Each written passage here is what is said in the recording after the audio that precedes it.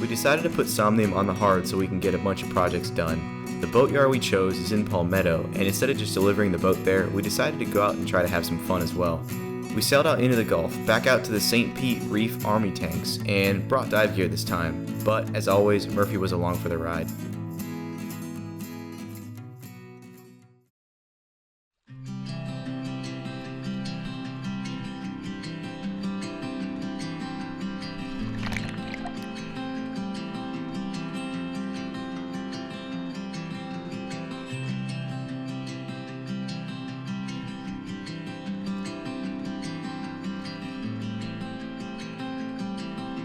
The visibility was bad again, and being such a calm day, I'm not really sure why. It seemed like the visibility was much better towards the surface, but it got really bad at the bottom because of all the sediment.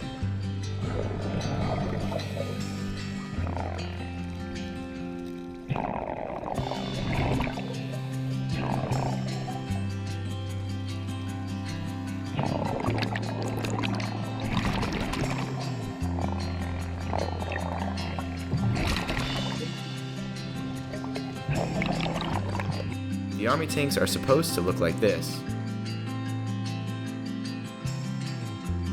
And this is what we saw. So I won't bother you with any more poor visibility footage because there's really just not much to see.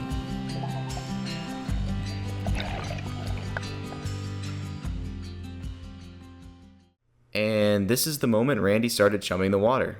For her sake and yours, I didn't include that footage here.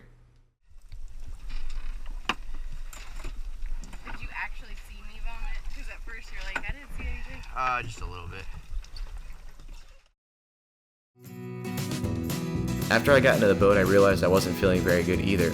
We figured it must have been the Wawa sandwich we both ate that morning, but we both took turns feeding the fish while trying to sail the boat back inland into the boatyard. I've never been seasick, so it had to be something we ate. Luckily, the bit of food poisoning we had was somewhat mild and only lasted a few hours. By the time we got to the boatyard, it was pretty much gone.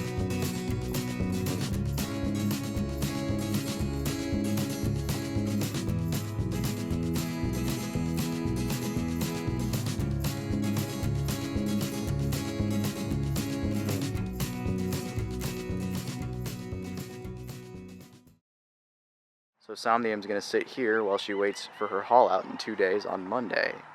Unfortunately, I can't be here, so the next time I'm here and the next time you guys see Somnium, she will be on the hard.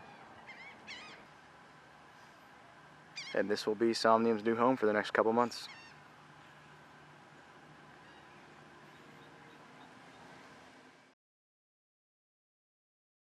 Hey guys, so first thing, I'm using a new mic today, so please bear with me. If it sucks, I won't use it again.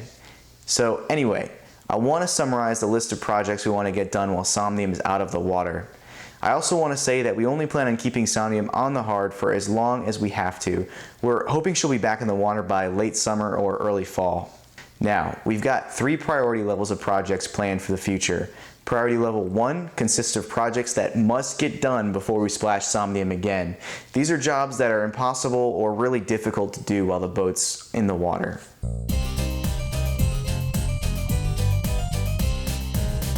I'm not quite certain if I'll need to do a barrier coat or not, but I do know that I'll need to sand the current bottom paint smooth before applying more. The hull has lots of hills and valleys from years of just slapping on coat after coat and never sanding in between.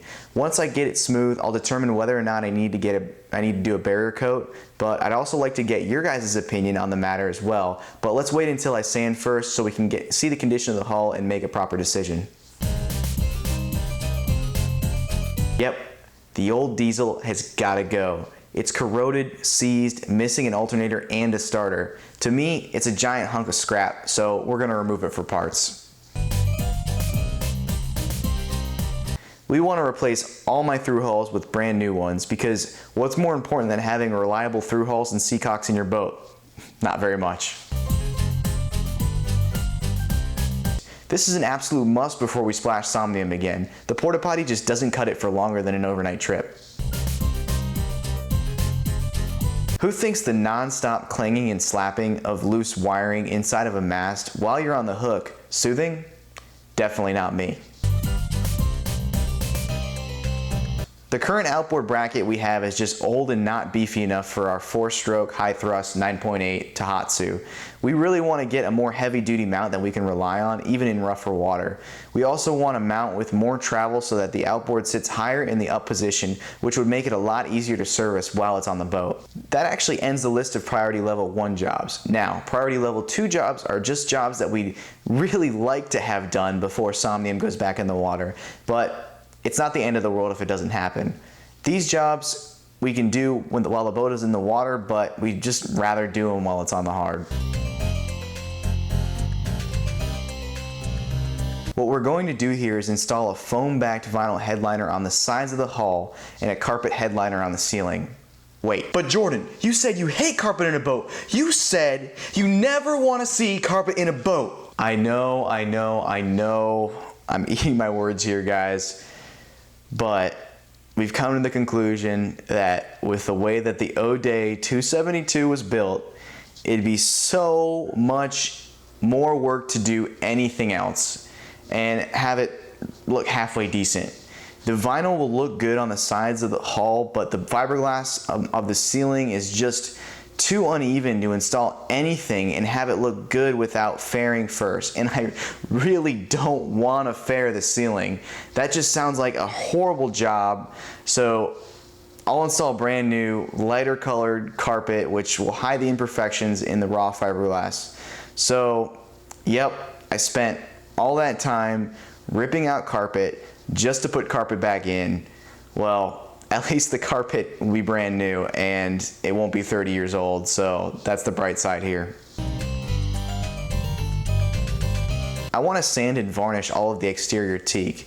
The previous owner left it natural and it turned gray, and we really like the look of varnished teak better, so that's what we're going to do here. Somnium, like any other old fiberglass boat, has lots of hairline cracks in the deck gelcoat and a few sporadic chips that have bugged me since we bought the boat, so we're going to fix them. And lastly, the priority level 3 list is stuff that we want to get done, but it probably won't get done before we splash Somnium again.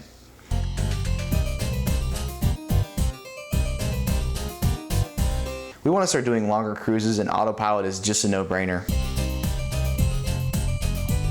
Eventually, when we get the cash, we're going to build our own custom stainless Bimini and Dodger, because with our current setup, although it provides shade, it's pretty flimsy and we don't have a Dodger.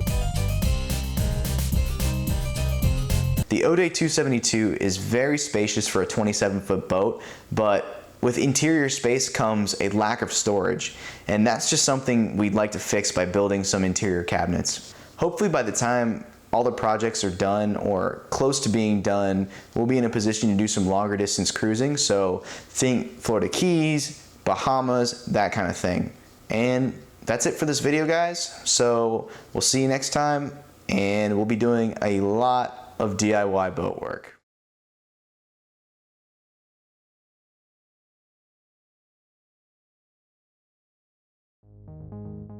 Thanks for watching, guys. As always, if you enjoyed the video, please give it a thumbs up and subscribe if you haven't already, and we'll see you in 2 weeks.